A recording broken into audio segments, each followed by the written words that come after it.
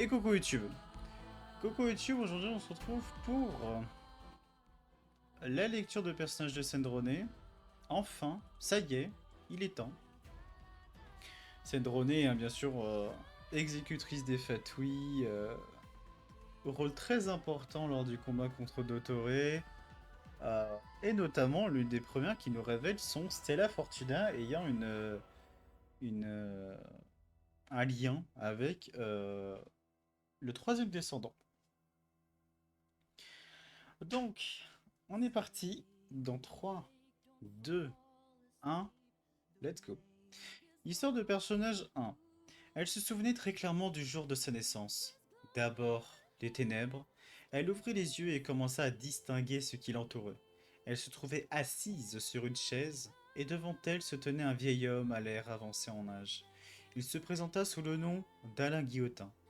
Elle répéta le nom, puis demanda quel était le sien. Le vieil homme en face d'elle marqua une longue pause, comme s'il n'avait jamais envisagé cette question auparavant. Mais il finit par ouvrir la bouche avec hésitation et prononce d'un air qu'elle ne savait pas encore déchiffrer: Petite Marianne.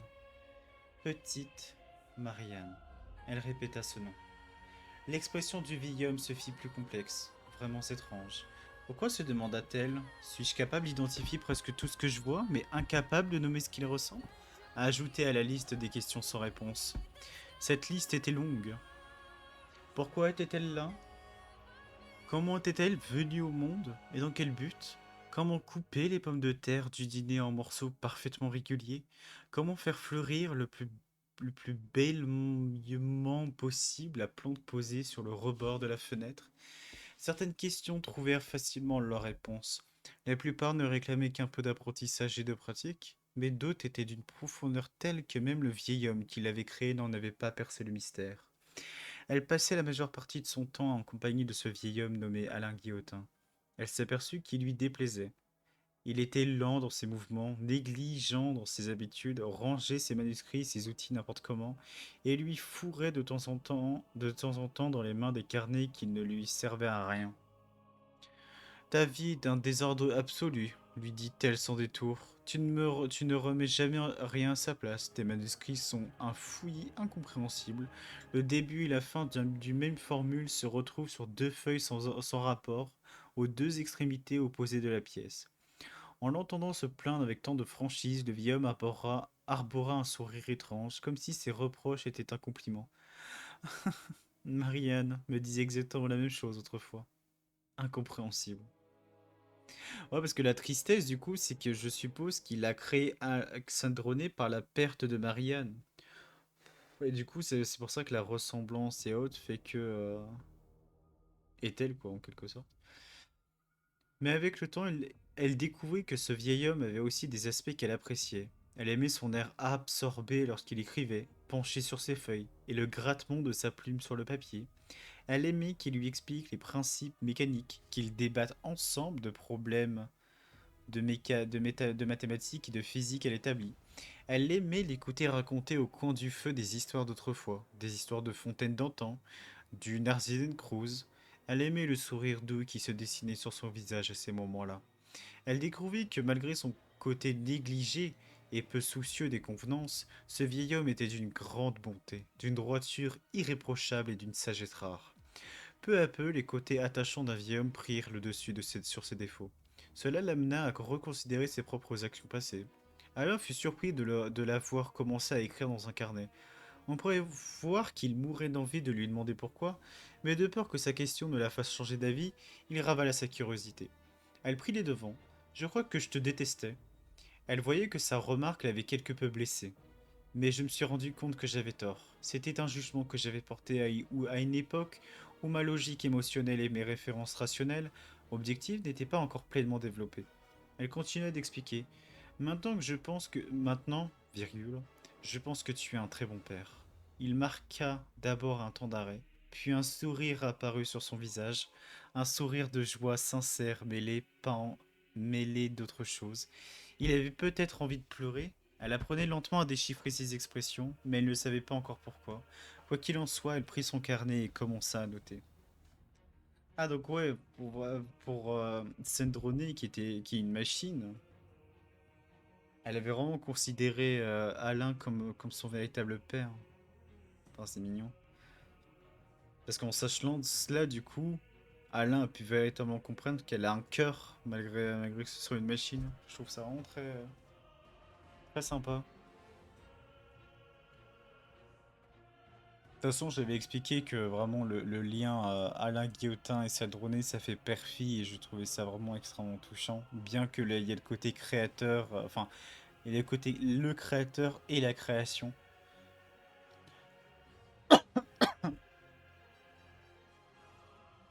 Histoire de personnage 2. Elle se souvenait très clairement de la mort d'Alain. Ah, excusez-moi, peut-être que c'est petit pour vous. J'essaie d'augmenter. C'est bon là, je pense? Ouais. Dans ces derniers jours, Alain n'était plus en mesure de quitter son lit. Et c'est elle qui s'occupait de tous ses besoins quotidiens. Au début, il répondait encore à ses appels, parlait avec elle, écoutait les nouvelles qu'elle apportait de ses courses, mais peu à peu il ne souhaitait plus que rester seul, allongé en silence.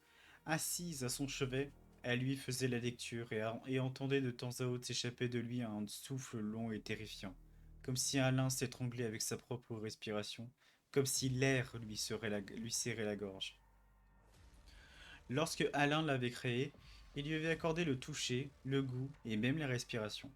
Elle pouvait réguler sa température interne par la respiration, à la manière d'un système de refroidissement.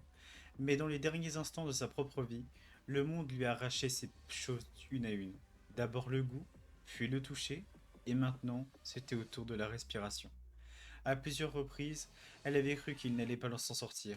C'est sûrement son dernier souffle, pensait-elle. Mais il tenait bon. Encore et encore.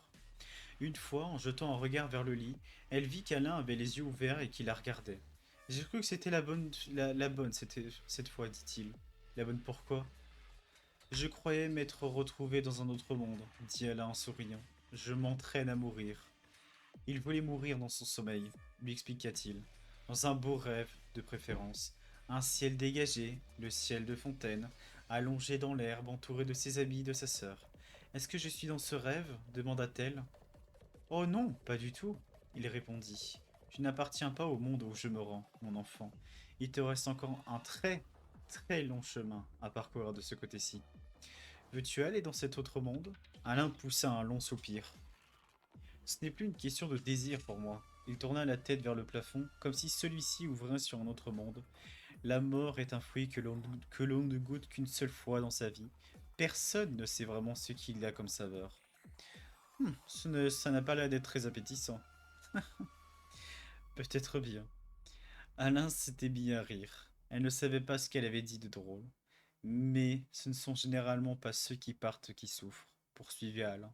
Ce sont ceux qui restent. Ces mots ressemblaient moins à une prophétie qu'à une vérité profondément vécue. Mais quoi qu'il en soit, Alain avait vu juste. En même temps, c'est tellement vrai. Ça, là. Mais ce sont généralement pas ceux qui partent qui souffrent, mais ce sont ceux qui restent.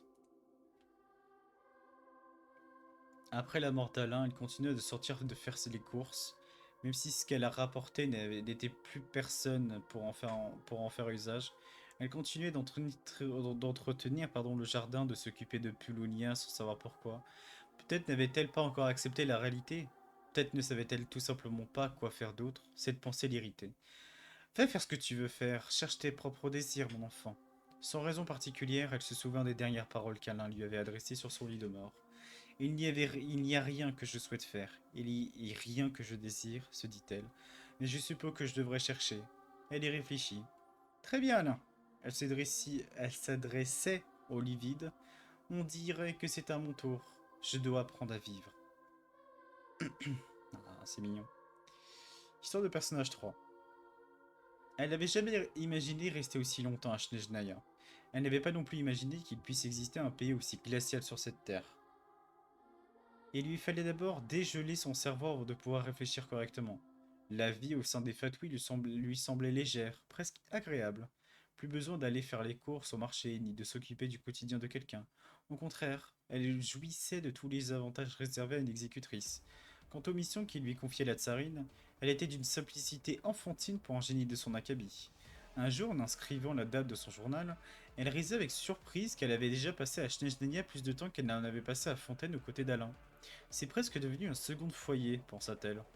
Mais elle se demanda alors, laquelle était vraiment son foyer? Et au fond, qu'est-ce que c'était un foyer? Était-ce l'endroit auquel on est indispensable? Certes, son rôle au sein des Fatui était irremplaçable, ou presque, et la série n'avait manifestement besoin d'elle. Était-ce l'endroit où le son sentait à l'aise? Snezhnaya l'était assez, en définitive. Elle y disposait de tout l'équipement de recherche qu'elle pouvait désirer, et il y avait toujours l'opéra pour se distraire. Ou peut-être que le foyer était là où se trouve sa famille. Ah, la famille. Elle n'avait plus que Polonia désormais. Alors le foyer, c'était là où se trouvait Polonia? Dans ce cas, s'ils partaient tous les deux pour une autre nation, Mondstadt par exemple, cela deviendrait-il leur foyer? Au fond, le problème restait le même. Elle ne savait pas ce qu'elle voulait faire, ni quels étaient ses désirs. Elle s'en rendait compte, elle se laissait simplement porter par le courant, perpétuant cette vieille habitude d'être utile à quelqu'un. Elle trouvait cela pitoyable, mais elle ne savait pas comment changer ça. C'est agaçant. Si elle devait trouver quelque chose à redire à Snezhnaya, c'était sans doute la présence, parmi ses collègues, de bien trop de gens qu'elle ne pouvait pas supporter. Au début, elle abordait ses propres sentiments avec prudence, craignant que, comme avec Alain au premier abord, elle finisse par découvrir des qualités à ses collègues. Mais rien à faire, elle constata que certaines personnes, peu importe le temps passé ni la rigueur de ses observations, lui restaient irrémédiablement insupportables. Contrairement à ce qui s'était passé avec Alain, les aspects qu'elle n'aimait pas chez elle l'emportaient largement sur ce qu'elle aimait. À vrai dire, il n'y avait même rien qu'elle appréciait. Elle ne savait pas non plus comment changer cela. Elle ne pouvait ni changer les autres, ni changer elle-même. Ah, que c'était agaçant! Peut-être était-elle encore en train d'apprendre, encore en train de s'exercer à vivre. Peut-être qu'elle manquait-elle de références, de connaissances. La connaissance est le fondement du monde. Elle avait souvent entendu dire par Alain et se le répétait souvent elle-même. Elle espérait qu'au fil du temps, en posant pierre après pierre, elle finirait par trouver les réponses à ses questions. Rien ne pressait. Elle avait tout le temps devant elle. Pour l'instant, il paraît que la tsarine avait recruté une nouvelle exécutrice qui passe ses journées à chanter dans le jardin. Voilà qui méritait d'être vue. Absolument ridicule. Comment est-ce qu'une telle personne pouvait exister dans ce monde? À la suivre partout sans raison, à venir chanter devant sa porte en pleine nuit sans raison, à s'immiscer dans son moment du thé de l'après-midi qui lui appartient sans raison. Après lui avoir infligé un avertissement et même par pure vengeance lui avait fait porter un lourd ressort dans le dos, cette personne avait montré par le moindre remords. Pire, elle s'était encore davantage collée à elle. Ne comprenait-elle donc rien à la distance sociale ni au respect de la vie privée? Et il paraît qu'elle avait réellement trimballé ce lourd ressort dans le dos pendant toute une semaine. C'était quoi ça? Une déclaration de guerre? Une façon de montrer à tout le monde que c'était elle qui la martyrisait? Bon sang! La prochaine fois qu'elle oserait venir perturber son goutron, elle lui servirait la boisson la plus imbuvable qui soit. Ah. Mais lorsque Colombina avala sans hésiter la boisson et laissa échapper quelques gémissements, Sandrone sentit soudain son cœur se radoucir. Mais quoi? On dirait vraiment que c'est moi qui l'intimide? Cette fille ne se méfie donc pas du tout des gens? Elle ne peut pas se montrer suspicieuse, ne serait-ce qu'une seconde? Jusqu'où peut-elle être... Jusqu'où peut-elle être aussi naïve? Rongée par un sentiment de culpabilité mêlé de remords, Sandrone lui apporta à nouveau une part de ses précieux petits gâteaux. En voyant le sourire réapparaître sur son visage, Sandrone ressentit aussitôt quelque chose d'indéfinissable qui lui tordit le cœur. Ah! Quelle prise de tête! Cette irritation s'intensifia encore davantage lorsque, un moment plus tard, Colombina se mit à faire une sieste dans sa chambre sans la moindre gêne. Tu n'as pas ta propre chambre? Lui lança-t-elle. Si, mais je me sens parfaitement à l'aise ici, répondit Colombina avec le plus grand naturel. S'il y avait quelqu'un d'étrange dans l'histoire, c'était plutôt Sandrone pour avoir posé une telle question. Attends un peu, se dit Sandrone. La prochaine fois, je te mets dehors. Et si je n'y arrive pas, je te jetterai dehors avec le lit. Un lit, c'est un faible prix à payer pour retrouver un peu d'espace personnel et de tranquillité. Mais lorsque Sandrone vit à nouveau Colomina allongée dans un lit dans son lit la fois suivante, son cœur s'attendrit à nouveau, car dans son sommeil, elle semblait pleurer. Qu'est-ce qu'elle faisait là? Pourquoi est-ce qu'elle faisait ça pitoyable justement à ce moment-là? D'habitude, elle ne paraissait jamais triste.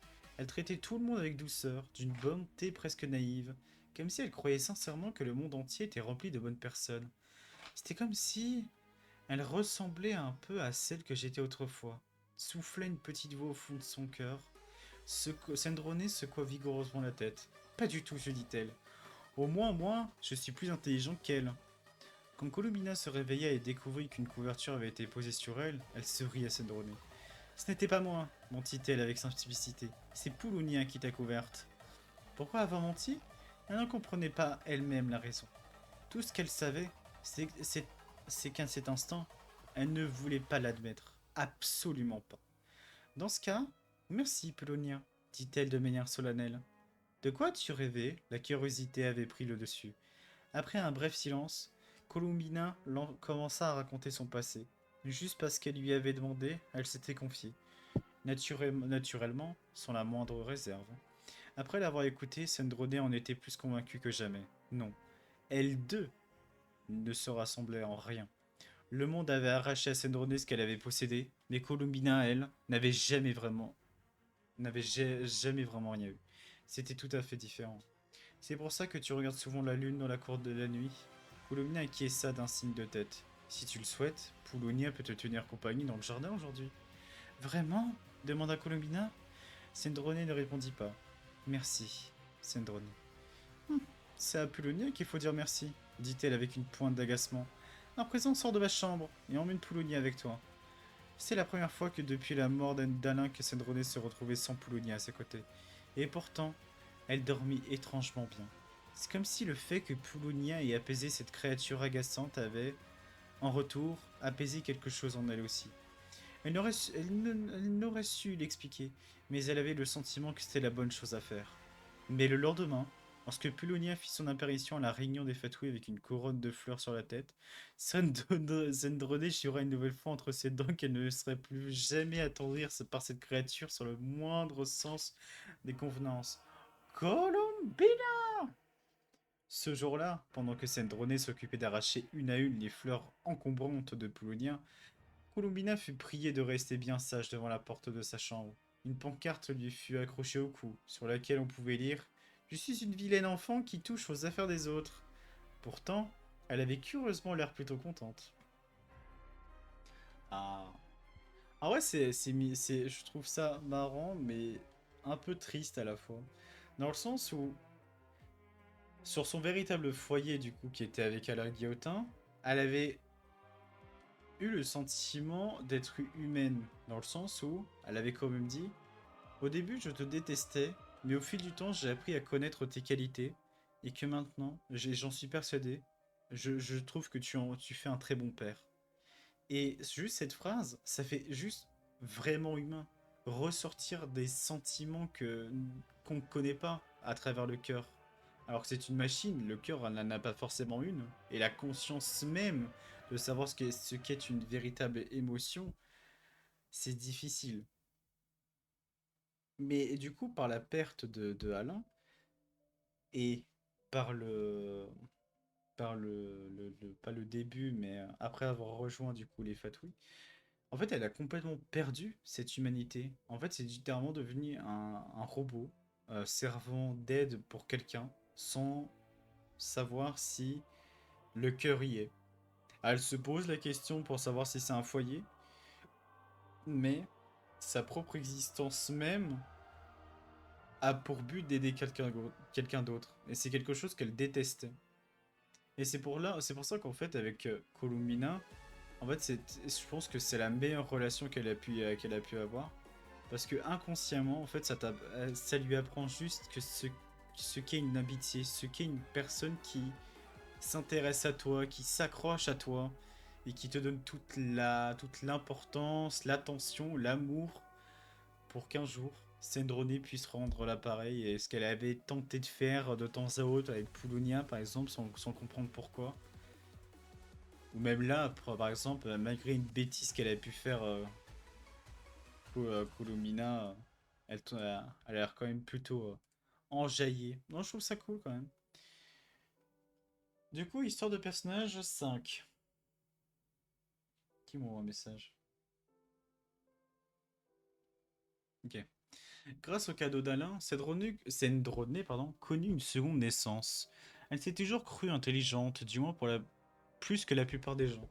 Ce ne fut qu'à cet instant qu'elle prit conscience qu'elle était en réalité bien plus sotte qu'elle l'avait imaginé. Elle aurait dû le faire depuis longtemps, se dit-elle. Elle aurait dû écouter son cœur pour comprendre ce que signifiaient vraiment des mots comme perte et endurée.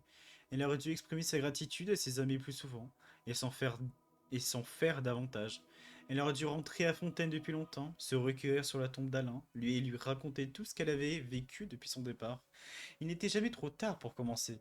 En tout cas, d'après Colomina. Une phrase que cette dernière elle-même avait apprise de quelqu'un d'autre. Elle émit un petit grognement mécontent. Jamais elle n'aurait imaginé y recevoir des leçons de vie de cette créature-là. Mais elle accepta quand même, forcée d'admettre que Colomina avait raison. Du côté de Snezhnaya, la nouvelle de sa résurrection fut accueillie par des mots de condoléances, accompagnés d'une offre généreuse de lui accorder un congé de deuil posthume. Quant à la décision de Sandrone de demeurer au sein des Fatui, la tsarine n'y opposa aucun commentaire et l'approuva naturellement. Elle savait que certaines personnes seraient forcément mécontentes, car cela signifiait que certains pouvoirs et avantages qui leur avaient été attribués à la suite de sa mort venaient de s'évaporer. Ce que les autres pensaient lui apportait peu. Cette vie-là lui appartenait. Et elle allait en faire exactement ce qu'elle voulait. Y vivre plus librement qu'avant, et quand quelque chose l'agaçait, le dire sans se retenir. Ah, et alors?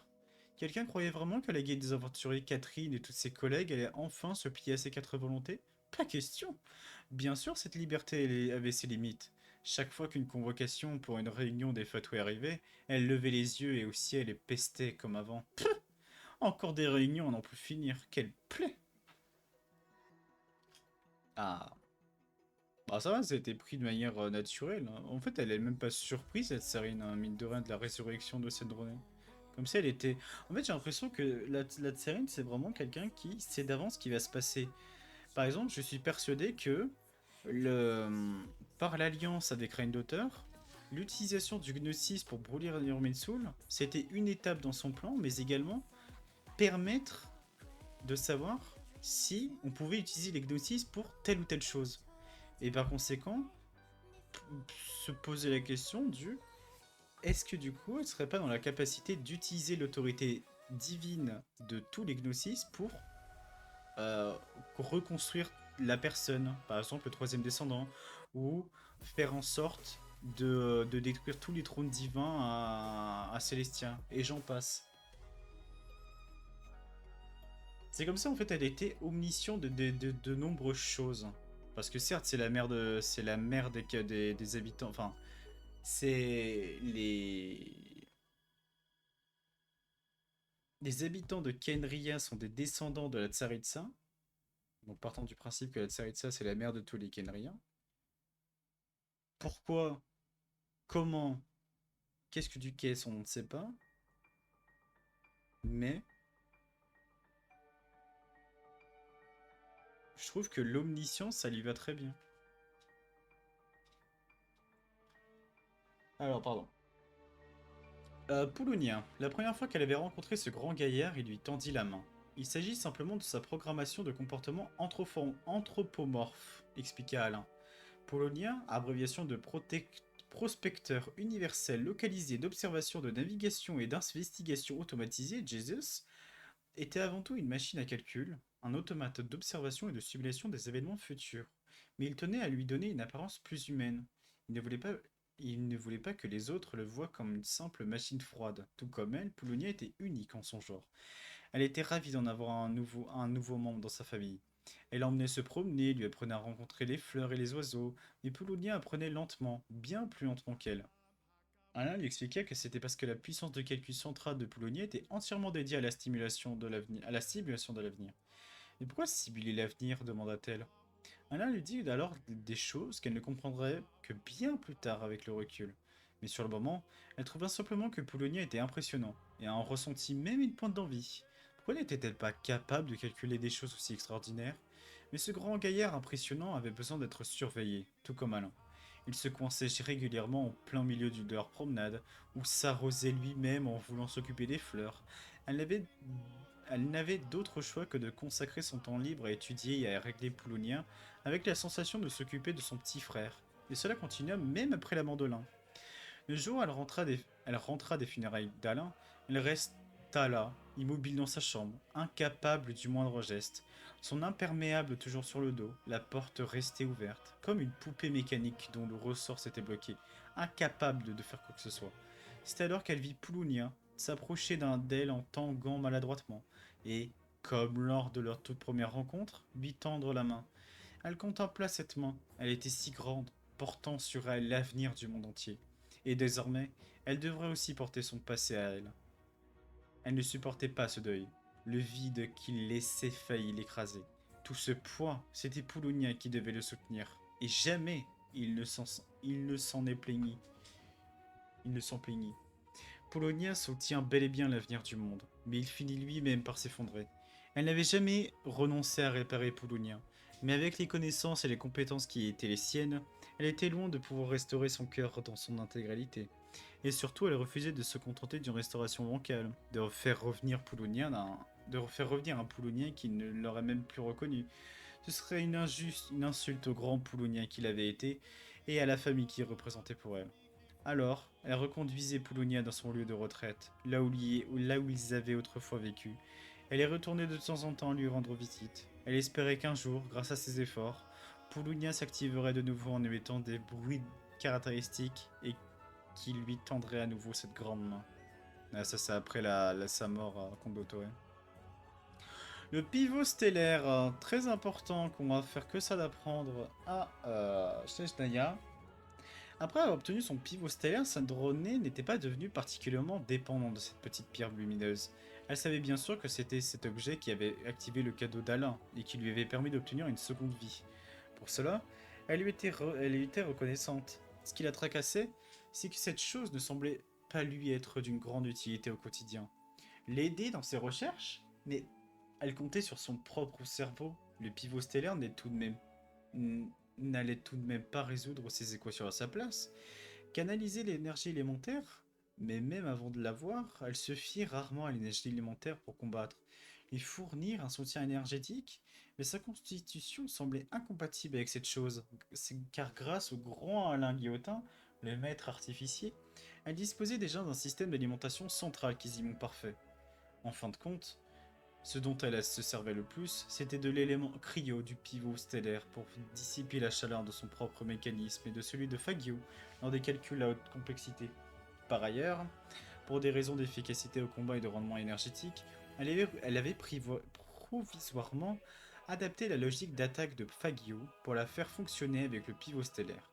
Et si vous lui demandiez ce qu'elle désirait, elle vous répondrait simplement que le désir était quelque chose de bien trop vague et de bien trop compliqué.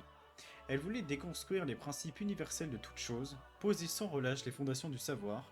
Cela comptait-il comme un désir? Bien sûr que oui, mais était-ce tout? Bien sûr que non. Elle faisait ce qu'elle voulait faire, ce qu'elle estimait juste, et cela la rendait heureuse. Peut-être que c'était suffisant, et qui pouvait dire que ce genre de désir n'était pas assez fort?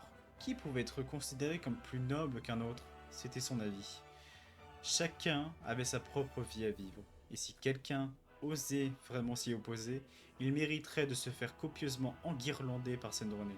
Et s'il persistait, elle lui montrerait le ciel du doigt avec un sourire moqueur. Bien, allez donc vous expliquer avec celui qui a eu cette idée-là. Ah. Bah c'est bien en vrai, l'histoire de personnage de Sandrone, ça reste vraiment fidèle à elle-même. À ce niveau-là, c'est plutôt cool. Attendez. Hop.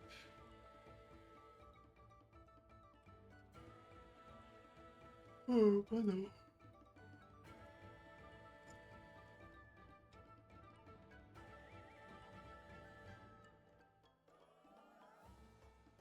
Ah,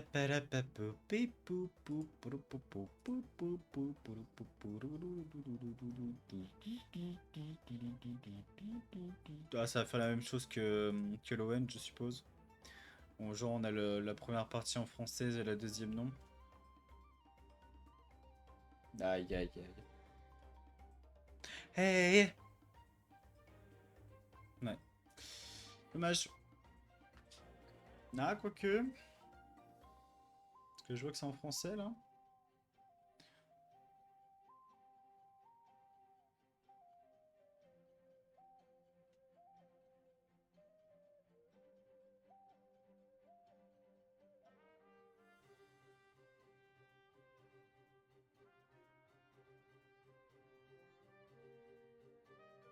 Non, non, ça repart en... Ah non, quoi. Le Stellar, les petits.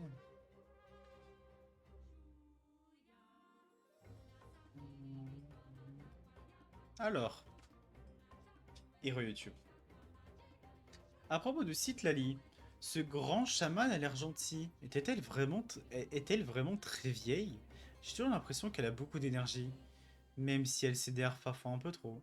Qu'est-ce que je veux dire? Oh, eh bien, récemment, je lui ai parlé de toi et moi qui allions sous l'eau pour chercher quelque chose. Et avant ça, je lui ai dit que tu étais à notre œil pour aider Colomina à récupérer son nom. Elle est devenue si ennemie que son visage est devenu rouge vif. Je me demande si cela a quelque chose à voir avec son âge. À propos de Linette, je ne sais pas comment elle fait. Cette fille chat semble toujours trouver le moyen trouver le point le plus faible dans chaque machine, et puis bah, casser. J'aimerais que son frère lui parle. Peu importe. Je suppose que c'est un talent, hein, vraiment. Peut-être que je devrais lui demander de m'aider à tester mes futures créations. Si mes machines ne peuvent pas survivre à sa curiosité, quelles chances ont-elles au combat? Ah, ça c'est vrai ça. À propos d'Alain Guillotin, après la mort d'Alain, je lui ai érigé une pierre tombale. De son vivant, il a dit qu'il voulait que j'écrive son épitaphe. Alors je l'ai fait. Ce n'était pas difficile. Dressez la liste de ses actes, puis choisissez une citation qui reflète sa façon de penser. J'ai dit, malheureusement, il n'y a plus rien à dire. C'était quelque chose qu'il disait souvent. Vous pensez que cela semble fataliste? Hein. Peut-être à ceux qui ne le connaissaient pas, mais il le disait toujours avec le sourire. Ce n'était pas une démission, il n'abandonnait jamais. Ironiquement, c'était presque comme une expression de contentement, comme résoudre un problème mathématique. La mort n'est qu'un signe égal silencieux, et il est passé de l'autre côté de l'équation. À propos de la Tsaritsa, même moi, je suis toujours dérangé par les erreurs dans mon cœur. Mais Sa Majesté la Tsarine, comment a-t-elle réussi à figer si complètement ses émotions? Ouais. Franchement, j'ai hâte de savoir l'histoire de la Tsarine, hein. Parce que Kulumina avait quand même réussi à détecter une pointe de tristesse et de côté introverti chez la Tsaritsa lorsqu'elle l'écoutait chanter. Mais, euh, mais d'aussitôt, en fait, elle est redevenue une cœur de pierre en disant littéralement que son pouvoir d'électro, en fin de compte, enfin, de son pouvoir cryo, en fin de compte, elle l'a sûrement pas voulu. Et je pense que c'est vrai parce que dans le trailer où du coup il dévoile tous les personnages, vous rappelez-vous quand le fils du coup disait à sa mère, du coup la Tsaritsa, regarde maman avec la fleur, et que quand on voit la première fois la Tsaritsa, elle pose sa main sur le petit enfant et elle devient gelée. Et soudainement, hop, elle recule sa main. Et quand elle commence à se lever pour voir ce qui se passe, le parterre commence à devenir gelé. En fait, je pense que c'est soit une punition qu'on lui a fournie, ou au contraire, le destin qui a fait que tu dois faire tel événement pour un jour défaire Célestien. Un peu comme si, un peu comme si à ce moment précis, Istaros savait déjà que la Tsaritsa aurait eu l'impact nécessaire pour déclarer la guerre. Puisqu'après tout, c'est elle qui joue avec le temps, enfin le destin. À propos du bouffon, hein? Ah oui, de Dotoré. Toujours émettre des ordres. D'une certaine manière, le monde reflété dans ses yeux semble plus aiguillé que celui de n'importe qui d'autre. La première fois que je l'ai vu, j'ai su que ce monde lui avait trop pris. Ah non, le bouffon, c'est... non, c'est Pyro.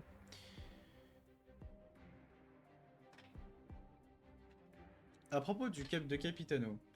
Tout le monde sait que Capitano n'aime pas retirer son masque. Mais cela ne l'empêche pas de finir son thé à chaque fois que nous nous réunissons. Ah, parce qu'il le retire parfois, ça veut dire.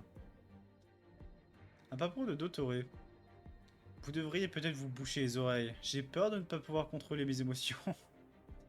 À propos de Colomina ennuyeux. Colomina me conduisait jusqu'au mur pour être honnête, elle le fait toujours. Je pensais que la vie serait plus calme sans elle. Qui aurait cru que je ne serais encore plus agacé une fois qu'elle ne serait plus là? C'est exaspérant. À propos de Colomina, la vie. Elle vit une vie si heureuse en ce moment. Sa famille et ses amis sont à ses côtés, elle peut voyager dès qu'elle est libre. Pourquoi ne puis-je pas avoir ce genre de fortune? Ah, oublie ça, je ne suis pas jaloux. Nous savons tous qu'elle mérite d'être heureuse. À propos d'Arlecchino. Arlecchino est une femme de parole. Elle agit de manière décisive et vous pouvez faire confiance pour faire avancer les choses. D'un point de vue purement professionnel, ce serait bien si tous mes collègues pouvaient essayer de l'imiter. À propos du coq. Alors ça, le coq, c'est peut-être... c'est Pantalone ou Puzzilena. Il est le président du Schnitzelgrad Weich, même s'il a souvent l'impression d'être son surveillant. Chaque vote exprimé au conseil d'évaluation affecte les intérêts d'innombrables factions. La conciliation de tant de préoccupations concurrentes ne peut être réalisée que par les opérateurs les plus astucieux. Une fois que vous comprenez cela, vous commencez à réaliser à quel point il est vraiment terrifiant. À propos de Regrettor, on pourrait penser que sa relation et ses relations avec Dottore auraient fait l'objet d'une enquête appropriée dès le début, n'est-ce pas? Ok, donc le coq c'est Puzzilena et Regrettor c'est Pantalone. Pourquoi a-t-il fallu 10 fois plus de temps pour que mes fonds de recherche soient accordés que ceux de ce fou de Dottore? Il est clair qu'il se passait quelque chose de louche. Je lui ai même posé la question en face à Pantalone. Il m'a regardé droit dans les yeux avec ce sourire stupide et m'a dit: Oh mon Dieu, notre dame Sandrone a-t-elle finalement développé un intérêt pour les finances? Je peux vous recommander quelques livres si vous le souhaitez. Peut-être devriez-vous commencer par 100 phrases pour vous apprendre les bonnes manières. Oh le connard, c'est vraiment une merde en Pantalone. Hein. Féophane. À propos de Rosaline, elle a toujours vécu pour elle-même. Elle aimait sa manière et détestait aussi sa manière. Hein? Elle aimait à sa manière et détestait aussi à sa manière. Pas étonnant qu'elle se soit épuisée si vite. Pourtant, sa flamme brillait d'une teinte unique jusqu'au moment où elle vacillait. À propos de Tartaglia, une autre douleur dans le... Eh bien, tout. Il pourrait volontiers passer ses journées avec ses frères et sœurs. Pourquoi insister pour devenir arbiter? Et quand va-t-il se mettre dans le crâne épais que tout le monde n'est pas toujours à la recherche d'un combat? Aïe aïe aïe. Malheureusement. Bah voilà, c'était la lecture de trucs, c'était sympa. Donc ouais, on commence à avoir de plus en plus d'informations sur la Tsarine et autres. La Tsarine, la froideur, il est très décisionnaire. Pierrot, toujours à diriger les troupes, mais parce que lui, il a pas un regard sur le présent, mais plutôt sur le futur. Euh, Dottore, Capitano, bien sûr. Ah, c'est vraiment très sympa. J'aime vraiment comment ça va se passer entre Puzzilena et Pantalone, puisqu'après tout, les deux, c'est les plus grands rivaux qui puissent exister dans les Arbiters. Peut-être il y aura peut-être une trahison qui va faire que on va réussir à avoir l'avantage. Je ne sais pas. En tout cas, je te fais des bisous YouTube. Merci d'avoir regardé cette petite lecture de personnages de Sandrone, qui était assez vite parce que j'ai lu quand même assez vite. Mais c'était très bien. Voilà, sache. Des bisous.